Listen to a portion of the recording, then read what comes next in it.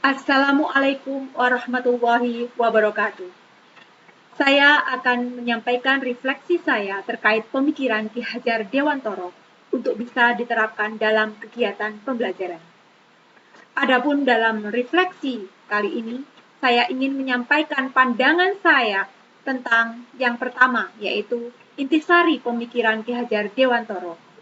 Yang kedua, proses pembelajaran yang mencerminkan pemikiran Ki Hajar Dewantoro.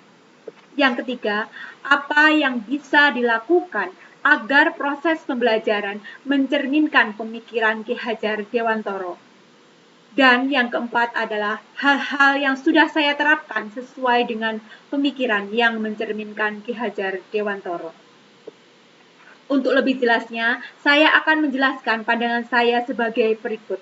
Yang pertama, mengenai intisari pemikiran Ki Hajar Dewantoro. Inti yang pertama, pendidikan adalah tempat persemaian benih-benih kebudayaan.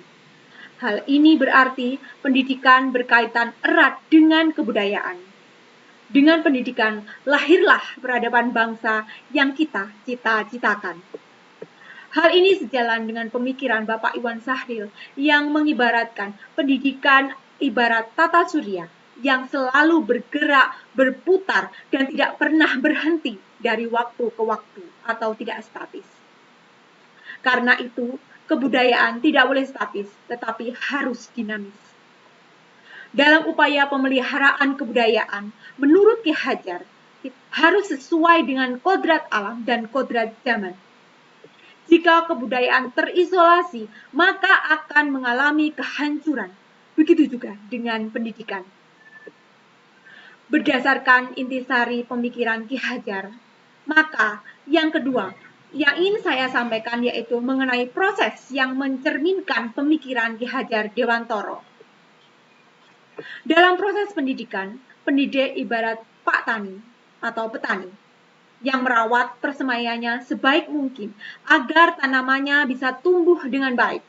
Begitu pula dengan anak didik, mereka akan berkembang kemampuannya dengan baik jika dibimbing dan diperhatikan dengan baik. Dalam mendidik siswa, haruslah sesuai dengan kodrat alam dan kodrat zamannya.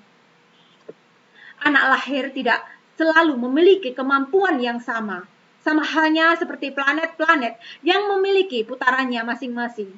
Ada yang lambat, ada yang lebih cepat, tetapi tetap bersumbu pada porosnya. Demikian juga dengan kebudayaan, tetap harus bersumbu pada nilai-nilai kemanusiaan. Planet juga tidak pernah sama, begitu juga anak. Mereka memiliki keunikan masing-masing. Maka biarkanlah mereka berkembang sesuai keunikan masing-masing dan sesuai dengan kecepatannya sendiri-sendiri. Kebudayaan selalu berkembang sesuai dengan kodrat zaman. Begitu pula pendidikan. Maka kebudayaan tidak boleh terisolasi, akan tetapi dengan pertukaran kebudayaan akan menguatkan identitas kebudayaan tersebut. Yang bisa dilakukan agar proses pembelajaran mencerminkan pemikiran Ki Hajar Dewantoro. Sesuai dengan kerangka perubahan Ki Hajar Dewantoro, perubahan harus melihat kodrat alam, yaitu di mana masyarakat itu berada. Alam membentuk kebudayaan.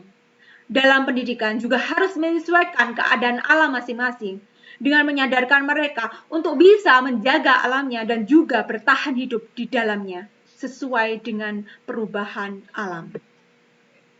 Kodrat zaman, kita harus menyiapkan anak untuk siap dengan adanya perubahan zaman karena zaman memiliki tantangannya sendiri. Dalam perubahan harus berprinsip pada azas kontinuitas, yaitu dalam bergerak maju ke depan kita tidak boleh lupa akan akar nilai budaya yang kita miliki. Konvergensi, yaitu pendidikan harus memanusiakan manusia dan memperkuat nilai kemanusiaan. Selanjutnya yaitu konsentris. Pendidikan harus menghargai keragaman dan memerdekakan. Karena setiap orang memiliki kemampuan dan keunikannya sendiri. Inti dari perubahan adalah berubahnya budi pekerti menjadi lebih baik. Budi yaitu cita, rasa, dan karsa. Pekerti adalah tenaga. Keduanya harus holistik dan seimbang, sehingga terjadilah kesempurnaan yang melahirkan kebijaksanaan. Pendidik memandang anak dengan rasa hormat, dengan tulus mendekati anak agar mereka nyaman dengan kita, dan akhirnya dia bisa berkembang dengan merasa bebas. Dengan bimbingan, maka yang negatif akan samar, yang positif akan dominan. Hal-hal yang sudah saya terapkan sesuai dengan pemikiran yang mencerminkan Ki Hajar Dewantoro. Hal yang saya terapkan sesuai pemikiran Ki Hajar Dewantoro masih jauh dari sempurna. Akan tetapi, saya sudah memberikan contoh teladan dimulai dari disiplin. Saya juga memulai untuk bisa memahami anak, dan saya mencoba terus berinovasi untuk memfasilitasi anak dalam pembelajaran sesuai dengan kebutuhan mereka. Sebagai contoh, dalam penerapan metode pembelajaran, ada yang suka visual, audio, gambar, dan penjelasan. Saya juga berusaha menyusun perangkat saya sesuai dengan gaya yang mereka miliki. Saya juga berusaha membimbing dan mengingatkan mereka akan pentingnya saling menghormati, menghargai tanpa mematahkan hati mereka. Banyak hal yang masih perlu saya pelajari dari filosofi Ki Hajar Dewantoro untuk menyiapkan masa depan anak didik, agar mereka memiliki masa depan yang lebih baik. Demikian, wassalamualaikum warahmatullahi wabarakatuh.